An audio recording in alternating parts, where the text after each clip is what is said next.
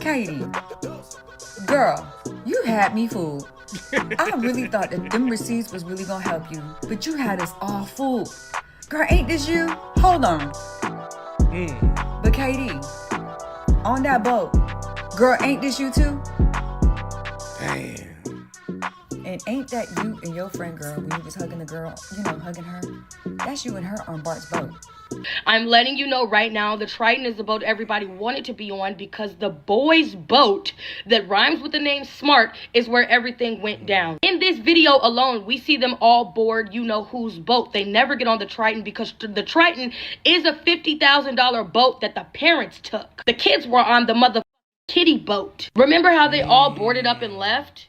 On the little baby kiddie boat, the Triton didn't move when they were on it. No one ever has a video or picture of them boarding the Triton. Like, that's why they keep saying Nolan was never on the Triton, because they never used the Triton for the 18-year-old antics. They were all on the other boat. Oh, and in these videos where we see everything going down, from the argument, the boys playing and jumping the fuck around, there are at least 4 boats that are in every motherfucking scene, and there are 2 adults on every boat, i.e. this one, the Sea Hunt. They are seen on this boat that says Garmin at the top. They are seen partying on the mysterious dead Katie's boat, whatever. They are also seen on this boat called the Palm Beach. This video came from a user on Facebook that recorded everything, and I'm telling you, this area that they were all in, all of these boats, as you can see, the Sea Hut, the Palm Beach, and the big Garmin boat they were on, were all secluded and tied off with something like fishing wire because this was their specific area for the day. This also included this boat, which was a blue boat that just so happens to have someone called Dr. Detail on it.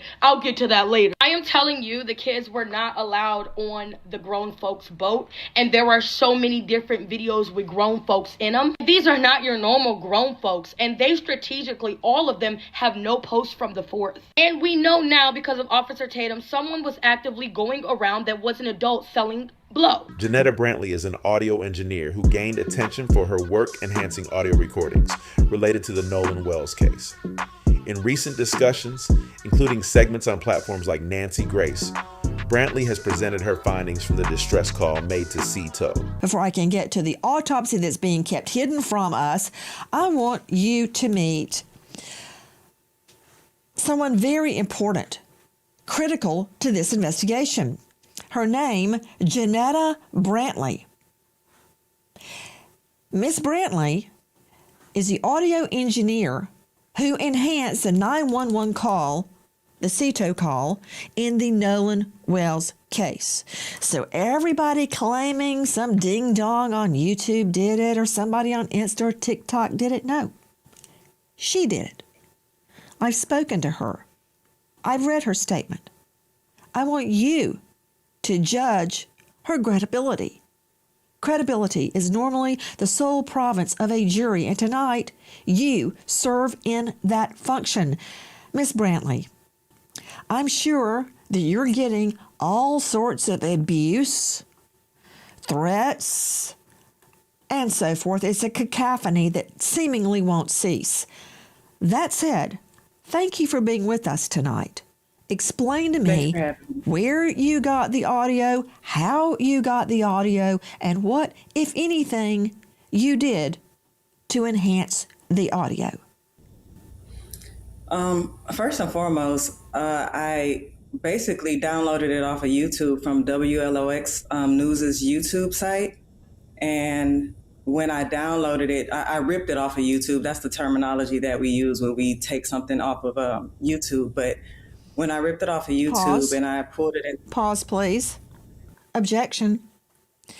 Miss Brantley, isn't it true Yes. that the audio you got was taken directly by XLO from MDMR, correct? The Mississippi Department of Marine Resources. Isn't that true? Yes. Okay, please continue, Miss Brantley.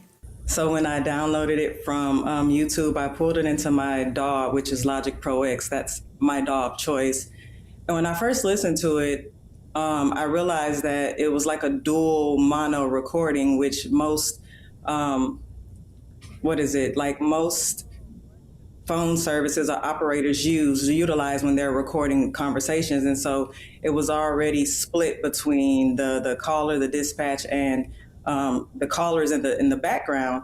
And so that's what made it easy for me to isolate it without having to do much to it. So that isolation, when I separated the left channel from the right channel, that just made me be able to really focus on everything that was on the call end. And what I was hearing was I honestly could not believe what I was hearing. Miss Jeanetta Brantley, isn't it true this is the same audio that was released by the Mississippi Department of Marine Resources? Yes, that is absolutely correct. Let's listen to it one more time.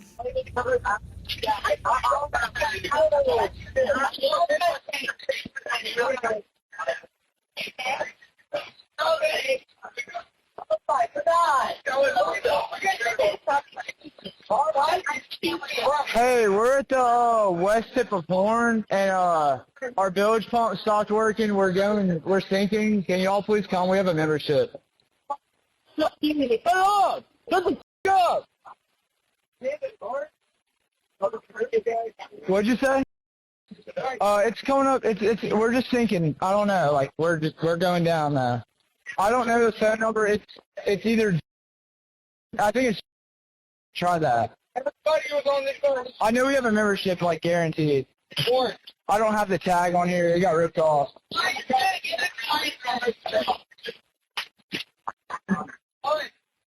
What? No, we do not need that.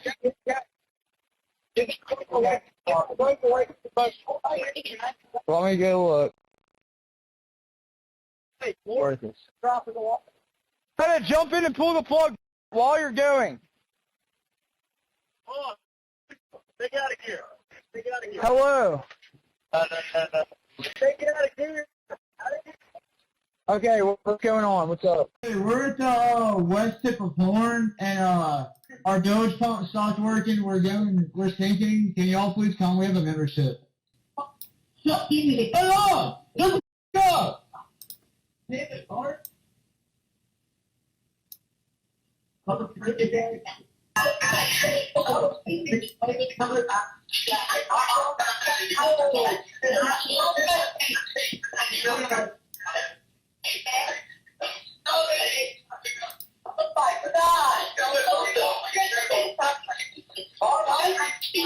Hey, we're at the west tip of Horn, and our bilge pump stopped working. We're sinking. Can you all please come? We have a membership.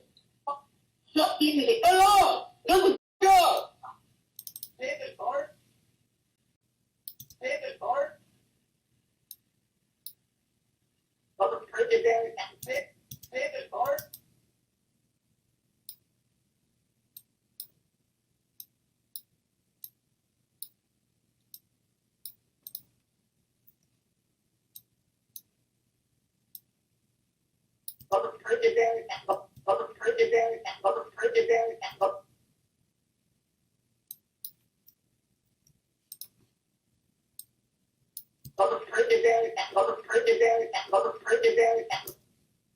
Back to Jeanetta Brantley joining us tonight, and she shows herself in that video showing what she is doing. What does adding EQ mean, Ms. Brantley? Adding EQ is basically selecting a certain frequency of the actual sound and either deleting or removing a certain noise, something that's problematic to the ear, deleting that or boosting that. That's literally all EQing is.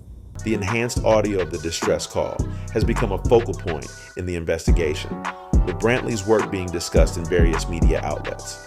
The original call indicated that the boat was taking on water, confirming an urgent situation. In the enhanced version circulated online, some listeners claim to hear background conversations suggesting a medical emergency. However, audio experts have been unable to conclusively verify these claims. And she is very credible. I have no doubt that what we're listening to and what she did is credible. The audio serves as a critical piece of evidence, but poses challenges. While it confirms the boat was in distress, the interpretation of the background voices adds layers of speculation rather than clarity. The interplay between Brantley's enhanced audio, the ongoing investigation, and the public's response reflects the complexities of the Nolan Wells case. While Brantley's work has the potential to shed light on the situation, the reliability of the findings remains contested. Susan Hendricks, we all know that everyone in our country is innocent until proven guilty. And regardless of how you or I or anybody else feels, that includes the young men on the boat with Nolan Wells. We have a lot of questions that have to be answered. Is this sound real? Has it been enhanced? Who enhanced it? Was it AI or doctored before Jeanetta Brantley pumped it up so we can hear it? I want you to hear another version. You can see that I have the CTO channel completely muted, so we're only listening to the callers. Then I go through and simply raise the volume of all of the chatter we hear at the beginning of the call.